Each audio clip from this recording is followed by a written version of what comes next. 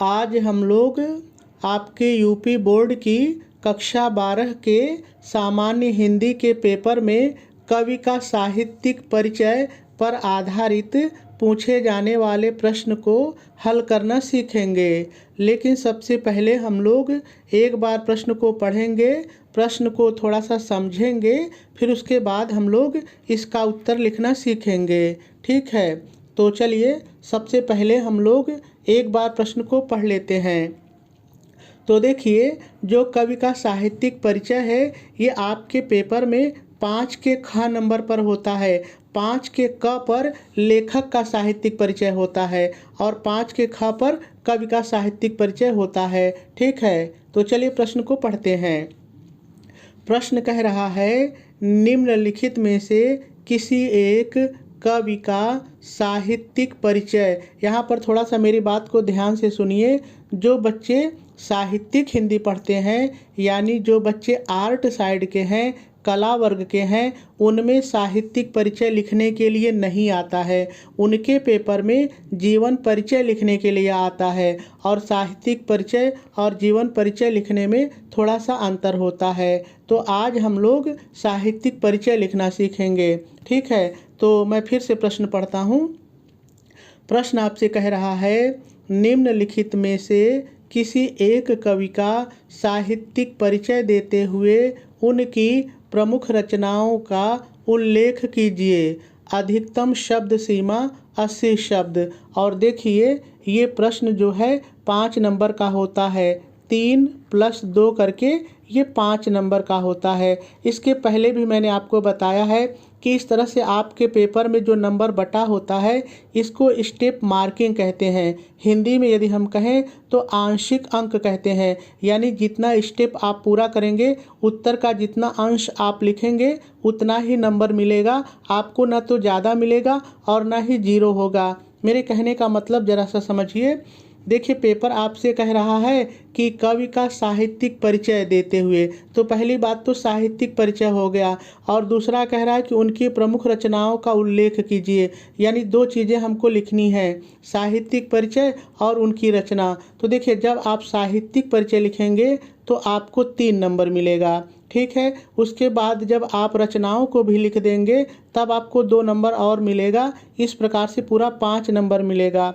यदि आप किसी कारण से रचनाओं को नहीं लिखते हैं, मान लीजिए आप केवल साहित्यिक परिचय लिखते हैं, तो इसका मतलब ये नहीं है कि आपका नंबर 0 हो जाएगा। आपने एक स्टेप पूरा किया तो आपको 3 नंबर मिलेगा, लेकिन 2 नंबर तभी आपको मिलेगा जब आप दूसरा स्टेप पूरा करेंगे। ठीक है, तो मेरे ख्याल से बात आपको समझ में आ गई होगी। और सभी प्रश्नों में जिसमें इस तरह से अंक बटा रहेगा वो स्टेप पर आपको नंबर मिलते हैं। ठीक है, यदि इस उत्तर के शब्दों की बात करें तो आपके पेपर में स्पष्ट लिखा होता है कि 80 शब्द में लिखना होता है, लेकिन वास्तव में जब आप इसका उत्तर लिखते हैं तो 80 से थोड़ा ज़्यादा हो जाता है और मैं कहूँगा 80 से थोड़ा बड़ा होना ही चाहिए। ठीक है, 100 या 125 शब्द तक आप जा सकते हैं, कोई दिक्कत नहीं है। बस नुकसान इतना होता है कि आपका समय थोड़ा ज़्यादा लगता है। यदि आपके पास समय है तो अच्छे से आप थोड़ा बड़ा ही लिखिए, समय नहीं है तो छोटा कर लीजिए। ठीक है, और देखिए आपके पेपर में इसी तरह से 3 कवि रहेंगे और इसमें से कोई एक जिसको आपने अच्छी तरह से तैयार किया हो उसका आपको साहित्यिक परिचय लिखना है। तो आज थोड़ी देर के लिए मान लीजिए मुझे हरिऔध का नहीं आ रहा है, प्रसाद जी का भी नहीं आ रहा है, मैंने महादेवी वर्मा को तैयार किया है और भाग्य से मेरे पेपर में आ गया है। तो चलिए हम लोग लिखते हैं। देखिए, सबसे पहले आप प्रश्नोत्तर नंबर डालेंगे 5 का ख करके तीसरा, इसको भी ज़रा सा समझ लीजिए। देखिए, आपका ये प्रश्न देखिए कह रहा है कि ये 5 का ख है और मुझको आ रहा है तीसरा। ठीक है, तो यही मैंने यहाँ पर लिखा हुआ है। देखिए, इसी तरह आपको भी लिखना है 5 का ख और तीसरा। उसके बाद 1 से 2 लाइन छोड़ेंगे और यहाँ पर लिखेंगे महादेवी वर्मा साहित्यिक परिचय। यहाँ पर ध्यान आपको ये देना है कि जब आप साहित्यिक परिचय लिखते हैं तो आपको यहाँ पर जीवन परिचय विस्तार से नहीं लिखना होता है, क्योंकि आर्ट के विद्यार्थियों को अलग से जीवन परिचय लिखने के लिए आता ही है। तो यदि आपको भी जीवन परिचय लिखना होता तो फिर साहित्यिक परिचय क्यों कहता। लेकिन यहाँ पर आप संक्षिप्त जीवन परिचय जरूर लिखिए। आप जीवन परिचय विस्तार से मत लिखिए पूरा 8-10 लाइन, आप केवल संक्षिप्त जीवन परिचय लिखिए। देखिए जैसे मैंने लिखा, हेडिंग डालेंगे संक्षिप्त जीवन परिचय और नाम, जन्म, जन्म स्थान, माता का नाम, पिता का नाम, भाषा, शैली और उनकी जो है कृतियाँ, मृत्यु। यदि इतना आप लिखते हैं तो इतना पर्याप्त है। अगर किसी कारण से कुछ चीज़ें आप भूल जाते हैं तो 5-6 पॉइंट लिख दीजिए संक्षिप्त परिचय में, तब भी कोई दिक्कत नहीं है। ठीक है, तो ध्यान आपको ये रखना है कि साहित्यिक परिचय की पहली हेडिंग आप बनाएंगे संक्षिप्त जीवन परिचय। ठीक है, अब देखिए जैसे महादेवी वर्मा जी का नाम, तो नाम महादेवी वर्मा ही है। जन्म इनका सन 1907 ईस्वी में हुआ। कहाँ हुआ? फर्रुखाबाद में हुआ। इनकी माता का नाम श्रीमती हेमरानी, पिता का नाम गोविंद प्रसाद। भाषा इनकी खड़ी बोली और ब्रज। शैली इनकी मुक्तक है, गीतात्मक है, चित्रात्मक है। इनकी देखिए बहुत सारी इनकी कृतियां हैं, आप 2-4 लिख दीजिए, पूरा नहीं लिखेंगे तब भी कोई दिक्कत नहीं है। जैसे निहार, रश्मि, नीरजा, सांध्य गीत, यामा और अंत में इनकी मृत्यु भी आप जरूर लिख दीजिए। देखिए यदि कोई डिटेल आपको किताब में नहीं मिलती है तो मत लिखिए। जैसे मान लीजिए आपको किसी कवि के माता पिता का नाम नहीं मिलता है तो मत लिखिए। जैसे जब हम लोग रेड्डी साहब जो लेखक हैं जी सुंदर रेड्डी, उनके माता पिता का नाम हमको नहीं मिला था तो हम लोगों ने संक्षिप्त परिचय में नहीं लिखा था। तो जो डिटेल मिले लिख दीजिए, न जो ना मिले कोई दिक्कत नहीं है। पहली हेडिंग पूरी हुई। चलिए अब दूसरी हेडिंग, साहित्यिक परिचय की दूसरी हेडिंग, किसी का भी साहित्यिक परिचय हो आप दूसरी हेडिंग बनाइए साहित्यिक योगदान। ठीक है, और ये चीज़ हर व्यक्ति अलग अलग लिखता है। ठीक है, ये किसी का भी आपको एक जैसा नहीं मिल सकता। आप अपनी भाषा में लोग अलग अलग लिखते हैं। जो मैंने लिखा है मैं आपको पढ़ के सुना देता हूँ। तो साहित्यिक योगदान हेडिंग डालने के बाद आप लिखेंगे महादेवी वर्मा जी छायावाद तथा रहस्यवाद की प्रमुख कवयित्री व लेखिका हैं। इनका मुख्य रचना क्षेत्र काव्य है, किंतु इन्होंने गद्य विधा पर भी आधारित अनेक प्रसिद्ध साहित्यों की रचना की है। आरंभ में वे सूर, तुलसी, मीरा के भक्ति पदों से प्रभावित। देखिए जब भी कोई आधा शब्द यहाँ पर छोड़िए तो यहाँ पर ऐसे एक डैश लगा दिया करिए, इससे कॉपी जांचने वाले को पता चल जाएगा कि ये शब्द आधा है, यहाँ आकर के पूरा हुआ। तो भक्ति पदों से प्रभावित होकर ब्रज भाषा में रचना करती थीं, किंतु कुछ दिनों के बाद वे अपनी राष्ट्रीय चेतना और वेदना के भावों को लेकर खड़ी बोली में रचनाएं करने लगी।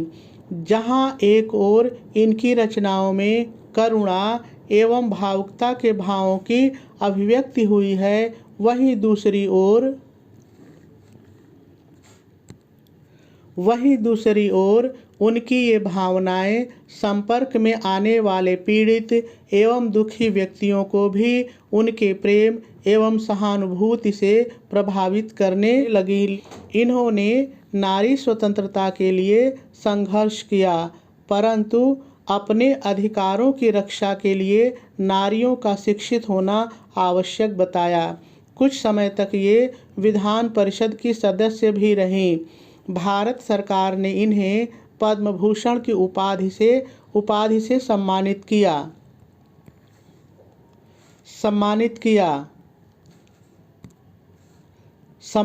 किया।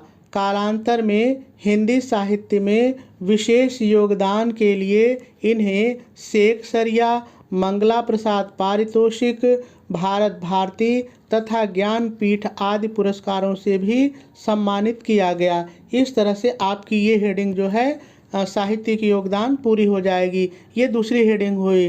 ठीक है, यहाँ पर एक चीज़ मैं आपको बताते चलूँ, यदि आपको ये ज़्यादा लग रहा है, थोड़ा सा समझ लीजिए, यदि आपको ये ज़्यादा लग रहा है तो आप इसको कम कर सकते हैं। यहाँ पर थोड़ा सा बीच की चीज़ें आप छोड़ सकते हैं, लेकिन आपका वाक्य अधूरा नहीं लगना चाहिए। ठीक है, और यदि समय है तो पूरा लिखिए। चलिए अब तीसरी हेडिंग देखते हैं। तीसरी हेडिंग होगी आपकी रचनाएं।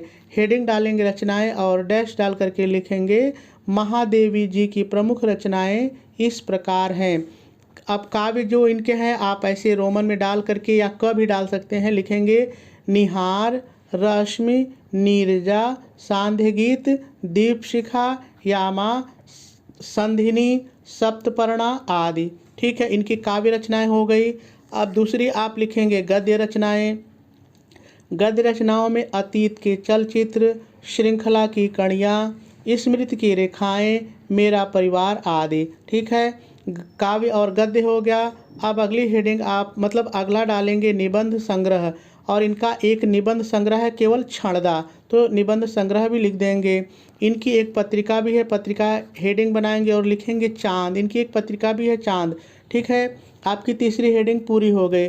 अब चौथी हेडिंग आप डालेंगे साहित्य में स्थान, और डैश डाल करके देखिए साहित्य में स्थान यहाँ पर आप अपने से जोड़ करके किसी भी कवि या लेखक की, जिसका आप लिख रहे हैं कवि का है तो कवि का, लेखक का है तो लेखक का, आपको यहाँ पर उनकी बड़ाई लिखनी होती है। ठीक है, उनकी प्रशंसा करनी होती है साहित्य में स्थान में। देखिए कैसे मैंने लिखा है, पढ़ लीजिए।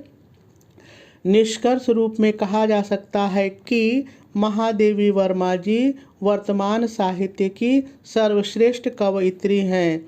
इनका भाव पक्ष और कला पक्ष दोनों ही अत्यंत प्रभावशाली है।